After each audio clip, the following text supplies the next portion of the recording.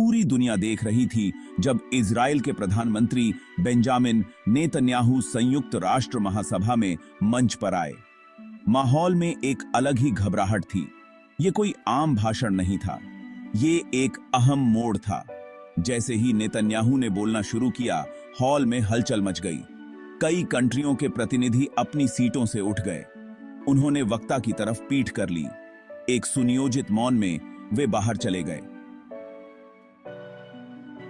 संदेश साफ था, दुनिया देख रही थी और वो खुश नहीं थी। खाली सीटें वैश्विक अस्वीकृति का एक शक्तिशाली प्रतीक बन गईं। सन्नाटा बीचा कर देने वाला था। ये मिडिल ईस्ट में बढ़ते यूनियन अर्श को लेकर बढ़ती हताशा के बारे में बहुत कुछ कह रहा था। दुनिया सुनने के लिए जमा हुई थी, लेकिन यह मौन विरोध था जो सबसे ज्यादा गूंज उठा।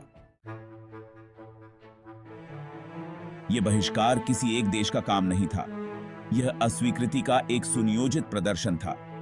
ब्राजील, जिसके इजराइल के साथ ऐतिहासिक रूप से मजबूत संबंध रहे हैं, बहिष्कार का लीड करने वालों में शामिल था। तुर्की, जो खुद क्षेत्रीय तनावों से जूझ रहा है, भी विरोध में शामिल हुआ। बोत्सवाना ने अफ्रीकी कॉन्टिनेंट की आवाज के रूप में अपनी निंदा व्यक्त की। संदेश स्पष्ट था, यह कोई अलग थलग घटना नहीं थी, बल्कि इजराइल के हालिया कार्यों के खिलाफ एक वैश्विक आक्रोश था। यह कोई अचानक हुई घटना नहीं थी, यह एक सोची समझी चाल थी जिसकी योजना पहले से बनाई गई थी। भाग लेने वाले कंट्रियों ने अपनी रणनीति पर चर्चा की थी। वे एक बयान देना चाहते थे। वे चाहते थे कि उनकी असहमति पर ध्यान दिया जाए। दुनिया भर में प्रसारित होने वाले कैमरों में कैद खाली सीटें उनकी सफलता का प्रमाण थीं। नेतन्याहू के भाषण का बहिष्कार करने वाले हर देश के अपने अपने कारण थे। हालांकि एक बात उन्हें एक सूत्र में पिरोए हुए थी। इजराइल के हालिया सैन्य कार्रवाइयों को लेकर गीची अनईज। लेबनान में इजरायली फ्यूलेदी हमलों में ब्राजीलियाई किशोरों की मौत ने लोगों को झकझोर कर रख दिया था।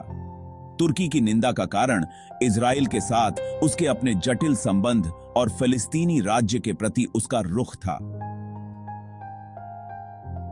बोत्सवाना का विरोध इजरायली पॉलिसियों की अफ्रीकी संघ की लंबे समय से चली आ रही आलोचना को दर्शाता है। यह बहिष्कार केवल इस विशेष भाषण के बारे में नहीं था, यह एक संदेश भेजने के बारे में था।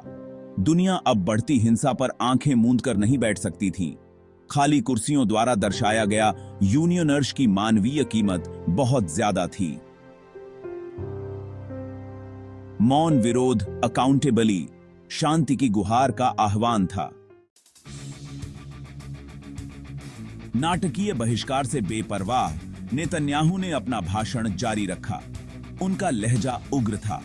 उन्होंने खुद का डिफेंस करने के इजराइल के अधिकार की बात कही। उन्होंने एक ऐसे देश की तस्वीर पेश की जो घेराबंदी में है, शत्रुतापूर्ण ताकतों से घिरा हुआ है। उन्होंने ईरान पर क्षेत्र में अशांति फैलाने वाला, मुख्य भड़काने वाला होने का अक्यूज्ड लगाया। उन्होंने अपने नागरिकों की सुरक्षा के लिए इजराइल के कार्यों को आवश्यक उपाय बताया। उन्होंने अब्राहम समझौते की बात की, जो समझौते इजराइल और कई अरब कंट्रियों के बीच टाइजों को सामान्य बनाते हैं। उन्होंने उन्हें शांति के प्रति इजराइल की प्रतिबद्धता के प्रमाण के रूप में प्रस्तुत किया। उन्होंने इजराइल की स्थिति को बेहतर ढंग से समझने का आह्वान किया। इंटरनेशनल समुदाय से आतंकवाद के खिलाफ इजराइल के साथ खड़े होने का आग्रह किया। भाग 5। खाली सीटें बोलती हैं। एक खंडित वर्ल्ड ऑर्डर। संयुक्त राष्ट्र में खाली सीटें वैश्विक समुदाय के भीतर गीचे विभाजन की एक कठोर याद दिलाती हैं। बहिष्कार ने इजरायली फिलिस्तीनी यूनियन अर्श से जुड़े मुद्दों पर बढ़ते ध्रुवीकरण को उजागर किया। इसने संयुक्त राष्ट्र जैसे इंटरनेशनल ऑर्गेनाइजेशनों द्वारा मध्यस्थता करने और आम सहमति पर सूटने के उनके एफर्ट्सों में आने वाली चुनौतियों को रेखांकित किया। आधे खाली कक्ष की छवि आम सहमति पर सूटने के लिए यूनियन अर्श कर रही दुनिया के लिए एक शक्तिशाली रूपक थी। इसने शक्ति संतुलन में शिफ्ट को दर्शाया, जिसमें पारंपरिक गठबंधनों पर सवाल उठाए जा रहे थे और नई वॉइसें सुनने की मांग कर रही थीं। बहिष्कार बदलते विश्व व्यवस्था का संकेत था, जहां पुरानी निश्चितताएं चरमरा रही थीं और भविष्य अनिश्चित बना हुआ था।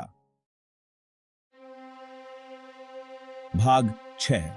असंतोष की लीचें, ग्लोबल रिएक्शंस। नेतन्याहू के भाषण के बहिष्कार की गूंज दुनिया भर में सुनाई दी।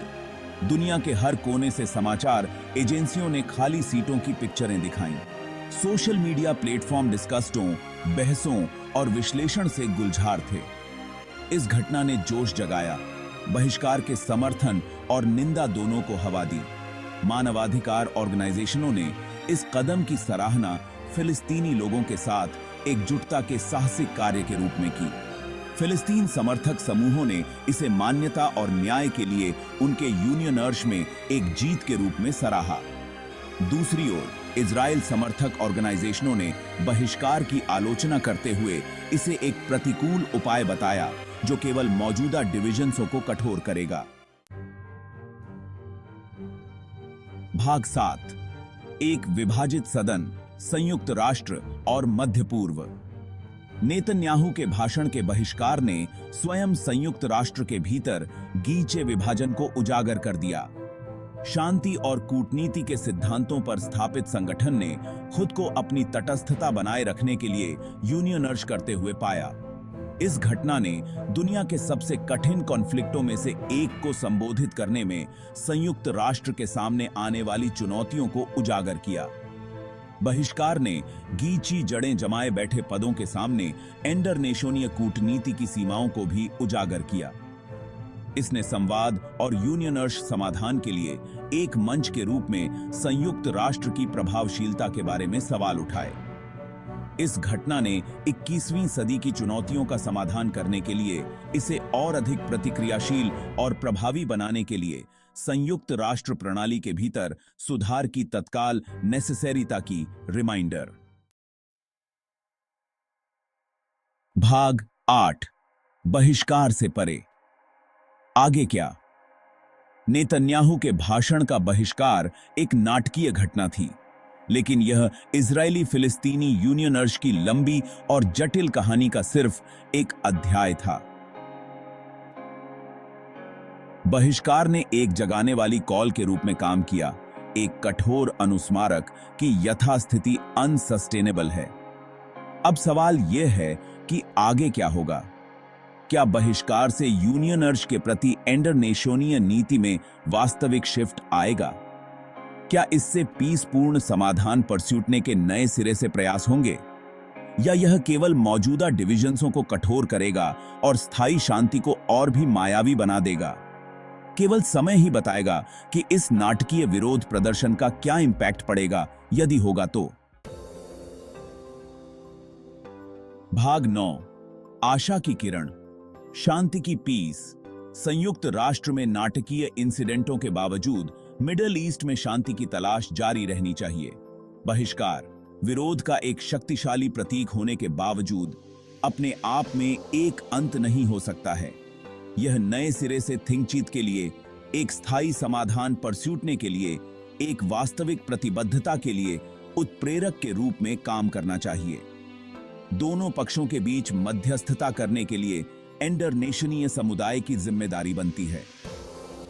एक नए दृष्टिकोण की नेसेसरीता है जो थिंकचीत, टेंशन कम करने और इजरायलियों और फिलिस्तीनियों दोनों के लिए जस्टिसपूर्ण और टिकाऊ शांति की खोज को प्राथमिकता दे।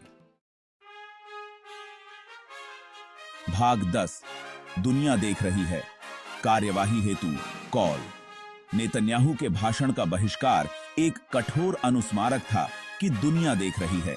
संयुक्त राष्ट्र में खाली सीटों की इमेजों को दुनिया भर के लोगों के लिए अपनी आवाज उठाने और इजरायली फिलिस्तीनी यूनियनर्स के जस्टिसपूर्ण और पीसपूर्ण समाधान की मांग करने के लिए एक आह्वान के रूप में काम करना चाहिए। आत्मसंतुष्टि का समय समाप्त हो गया है। इंटरनेशनल समुदाय को निंदा के शब्दों से आगे बढ़ना चाहिए और सभी पक्षों को उनके कार्यों के लिए जवाबदेह ठहराने के लिए ठोस कदम उठाने चाहिए। यह शांति के प्रति नए सिरे से प्रतिबद्धता का समय है, एक ऐसी प्रतिबद्धता जो कूटनीति, संवाद और ऐसे भविष्य की खोज को प्राथमिकता दे जहां इजरायली और फिलिस्तीनी दोनों सुरक्षा और सम्मान के साथ रह सकें।